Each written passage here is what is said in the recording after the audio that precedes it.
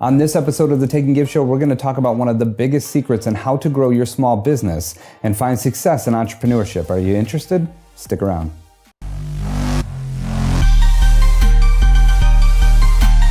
Hi, my name is Dan. Welcome to a place where we take cool and useful information from the internet, from our own minds, from industry professionals, and even from you, the viewers. Mix those ingredients with filmmaking, entrepreneurship, gear reviews, special guests, and even life hacks. And what do you get? Welcome to the Take and Give Show.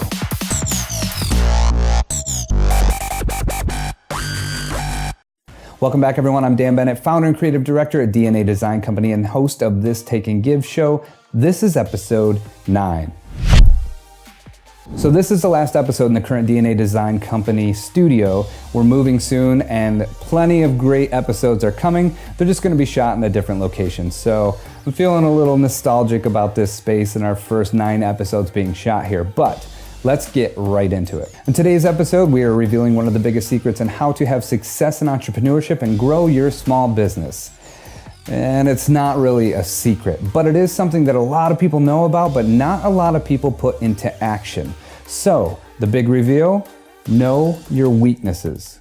All right, so the overall on this is you have to know your weaknesses, and then you have to admit to them. And this is not a very comfortable process, but it's completely necessary if you want to grow your business and find success in entrepreneurship. So one of the first points that I want to make is it's very difficult when getting into business to not try to do everything yourself. A lot of times it seems like a way to save money, to save time.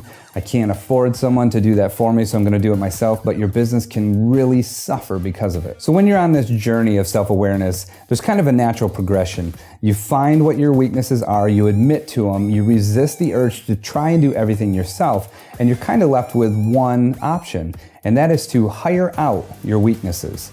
Work with companies, work with organizations or individuals who their strengths cover your weaknesses. Now, I know hiring out your weaknesses at first can seem counterintuitive. It's like, Dan, I need money coming in. You're talking about spending money. But if you want to be successful in business, you have to think about your business as an investment. And generally, it's a long-term investment. So the great part about hiring out a firm, freelancer, individual, someone whose strengths directly cover your weaknesses is that you get an instant return on that investment as well, in the form of energy and time. You get your time back and you get extra energy that you can put into that product that's amazing or that service that no one can compare to, because let's face it, that's the whole reason you got into business in the first place. I'll give you a quick example. Say you're a cupcake company and you make delicious cupcakes, but you're known far and wide for how amazing they look. They look great in the showcase and photographs on your website. Most of all, people love catering their events with your cupcakes because they look amazing in person. So you might think to yourself, I'm artistically inclined, I got a great eye. I can do my logo myself and digital media design, social media, web, video production. I can do all that stuff myself. I don't need to pay anyone to do that. And the first thing you lose is your time. You're taking time away from making those gorgeous cupcakes that taste so good, and you're spending it in another area that someone else could do for you and probably do a better job as well.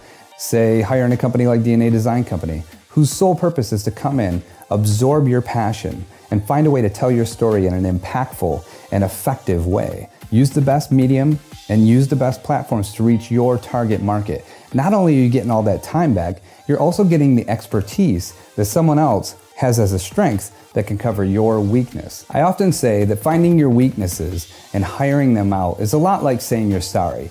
Generally, the road that leads there is pretty uncomfortable, but you almost always feel amazing after you've done it. Okay, so I didn't want the whole episode to be about finding and admitting your weaknesses. So I found a fun website where you guys can find some of your strengths. It's called high5test.com.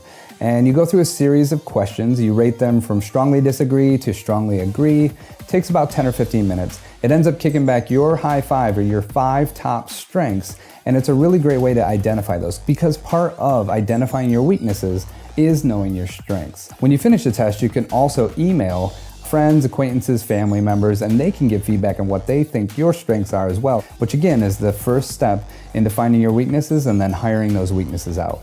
All right, that's it. We've reached the end of another great episode of the Take and Give Show. I'm Dan Bennett, founder and creative director at DNA Design Company, and this is the last episode we're shooting at these studios before we move. We're moving on to bigger and better things, plenty more episodes to come at the new location, but this is the last one that we're shooting here. So might be the last time you see the white background.